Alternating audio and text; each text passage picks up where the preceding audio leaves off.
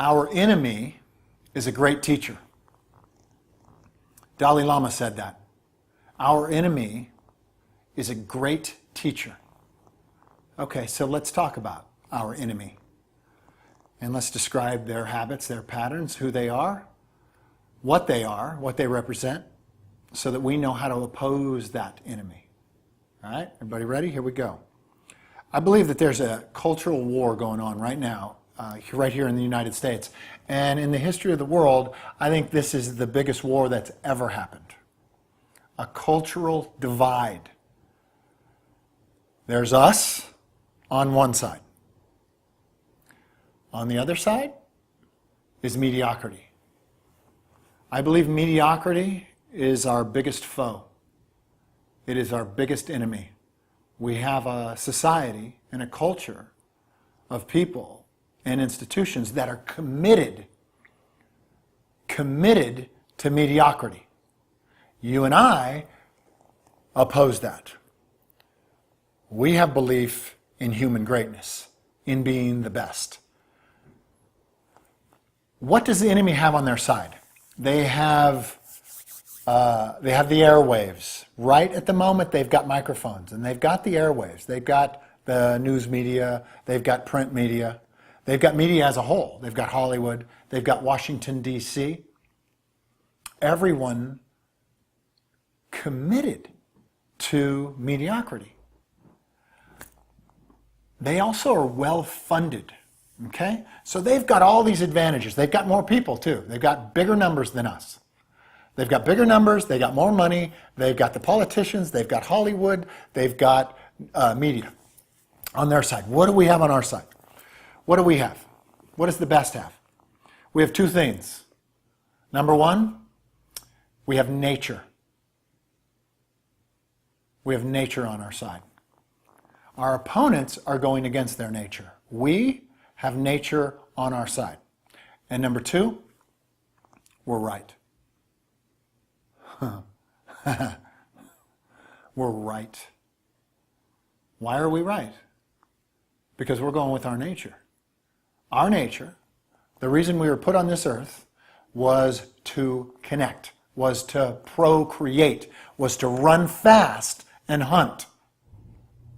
We had to be the best, the fastest to survive. That is our nature. Anyone who doesn't believe in that and doesn't commit their life to that is disconnected from their own nature. They are disconnected from their own natural disposition. That is our enemy. Well-funded, big numbers, got the airwaves, but we have nature and we are right. So, when I look at people, I usually tell them this one thing. Your life, you're either living the life of your dreams, okay? So you're living the life of your dreams right now. Or you have reasons why you're not living the life of your dreams. So which camp are you in? You're living the life of your dreams, or you have reasons why you're not living the life of your dreams. So our side lives their dreams because they trust their raw animal instincts. So all their dreams come true, us. Our enemy points out the high achievers, points out whoever's number one, and they attack them and try to take them down. In fact, they even invent a language that's called political correctness. They invent this language, they invent terms that regulate and go against high achievers. Can you imagine that? Do you know how much energy it takes to be the best? It takes a lot of energy, right? A lot of perseverance, a lot of discipline. We train harder, we work harder, we believe, we dream, and we inspire. Think how much energy it takes to go against your own nature. You've got to create this world, and you've got to point out high achievers. You've got to point out greatness and give reasons to the world why you're not great. You've got to become a critic of your own world. Think how much energy that takes to do that. Twice as much energy as we're using. The best uses a lot of energy, but to be on the mediocrity side of the ledger, that team, they're using a lot more energy than we are. They're persistent because they've got to invent things when we're just going naturally with our nature. This is the world that we're creating. Our enemy is a great teacher. It's our best teacher. I want you to start recognizing this in your world. And I want you to start eliminating yourself from that culture. Because to lead, to be a true leader, you have to do what? You have to go counter to the culture. You have to go counter to the culture. So our culture is going in a certain direction. And they're committed to this direction of mediocrity. And it's somebody else's fault that you don't have the life that you live. We're not that way. We live the life of our dreams because we create it and we trust it. And we follow our own instincts. They got to use all their energy to create reasons why they're not living that life. I'm not burning that energy. They're going to have to either follow me or they're going to have to get out of my way. So they're going to have to choose. Same is true for you. This is the biggest cultural war ever seen by this earth. It is. And it is a fight to the death. And whoever's going to come through this baby, that's what our kids are going to live into. And our grandkids are going to live into the culture of mediocrity or our world, where we expect greatness, where we inspire each other, where we take each other to the highest standard. Not the medium, not below. But you tell me right now, was anybody born in this world? Anybody? They grew up. Did they ever say this? Wow, you know what? I have dreams. You know, we're talking about a 4 or 5-year-old kid, 6-year-old kid.